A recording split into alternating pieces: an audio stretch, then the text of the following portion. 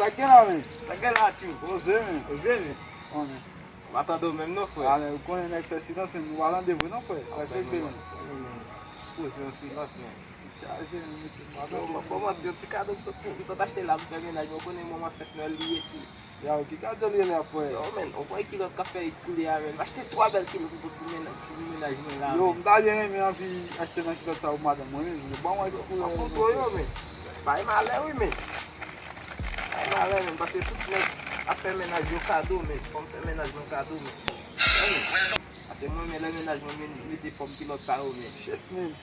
Men, nou konen basi telman men sa nou men. So, sa mte sou madam mwen avon yan men, ni ti bon. Senan ou toujou achete. Sa mi se di la, koman sote sou madam mwen? Ou te wè kilot sou madam mwen men? Oh, wisi ou devanse los.